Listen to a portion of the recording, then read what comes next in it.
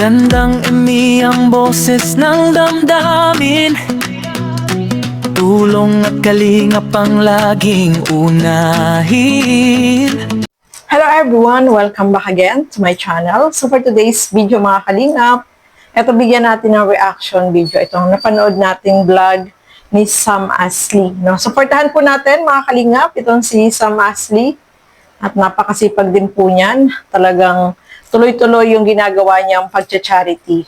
So eto nga, no, nakita natin at napanood natin itong kanyang vlog about dito sa bahay ni Rupa, ni Jose at yung sa nanay, no. So ito yung ipinagawang pabahay ni Kuya Val. So pag-uusapan po natin sa video na ito, pero bago natin simulan yan, huwag niyo pong kakalimutan mag-subscribe, Val Santos Matubang, Kalingap Rob at Edna Vlog. Siyempre, supportahan natin Sam Ashley. Ang inyong lingkod, Gandang Emmy.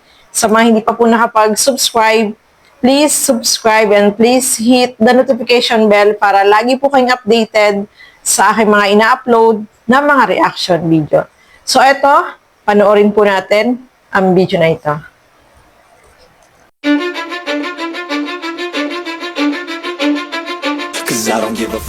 Guys, shoutout siya sa Auntie Kalingap dyan. Kasi nagsasabi na dito po pinababayaan yung magulang ko.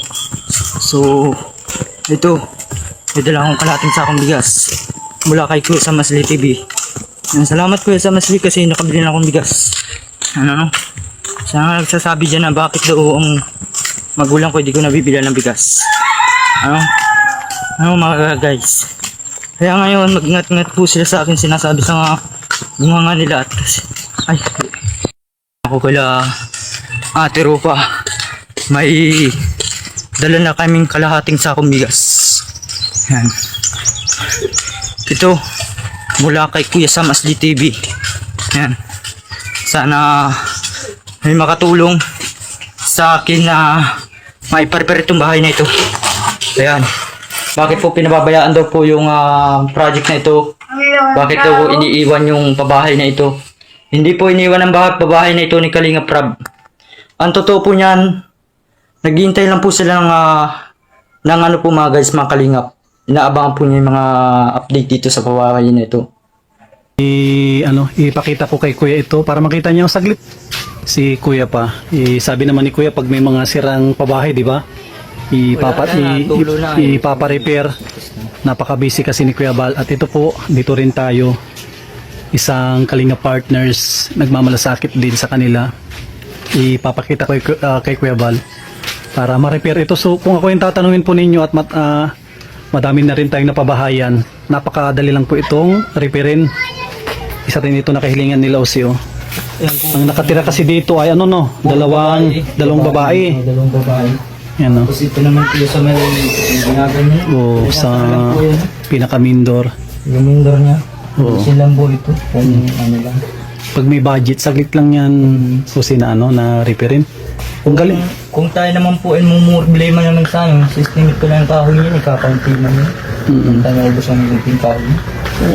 May kahoy man tayo din mga papatistis. Yung binabantayan mo, no? O dun sa may kabila, no? Kung isang kahit magpatumba tayo ng isang puno dun. Ayos na, no? Ayos na, isang kahoy lang po. Kung na ito, ilang yero ito.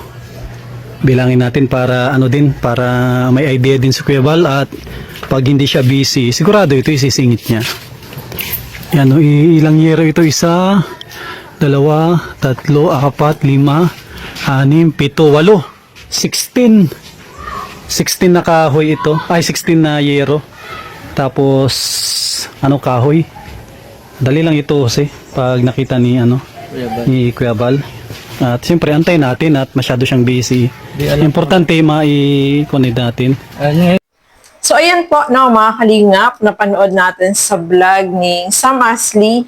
Kasama niya itong si Jose at binigyan niya ng bigas. Itong pamilya ni Jose, dinala dun sa bahay nila, no?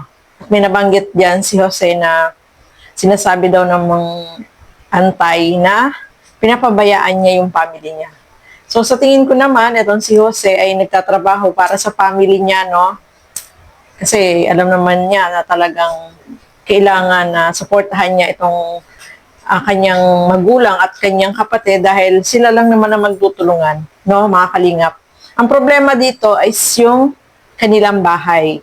Nakita natin na ipinakita dyan ni Sam Ashley na talagang sira na po yung bahay, no? Kailangan ng palitan yung bubong. Gawa ng medyo matagal-tagal na rin to. October 2021. So, nasa 5 years na rin, no? Itong bahay na to nila Rupa na ipinagawa po ito ni Kuya Bal, mga kalingap. Kaya, syempre, talagang masisira na kasi alam naman natin, laging bumabagyo po dyan, no? Malalakas ang mga bagyo, palaging umuulan. So, talagang masisira po kaagad, no? Mga kalingap, yung bubong, natanggal na yun sa kabilang side, tapos yung pintuan ay nasira na din, no? Mga kalingap. So, ayan po, nawagan itong si Jose na sana daw ay matulungan sila na mapaayos muli itong kanilang bahay. Sabi nga ni Sam Ashley, ipapaalam niya kay Kuya Bal, no?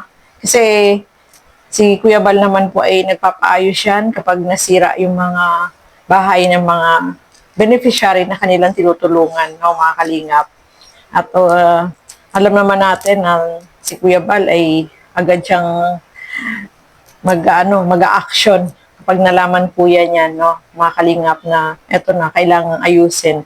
At nakita naman din po natin, no, yung pintuan nila ay talagang sira na, kailangan ng palitan. Doon sa bubong, kailangan ng palitan din, ayusin.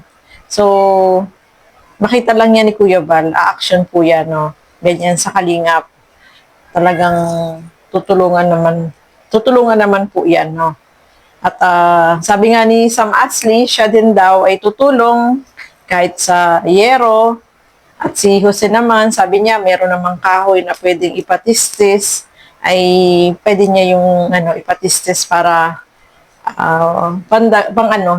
panlagay doon sa bubong para maayos po, no. Siyempre, bibilhin pa yung ibang yero, mga pako, ano pang kailangan dyan. At siyempre, yung karpintero, no, mga kalinga. So, nandiyan naman po si Kuya Bal, no. Sigurado naman yan. Tutulong naman po yan, no.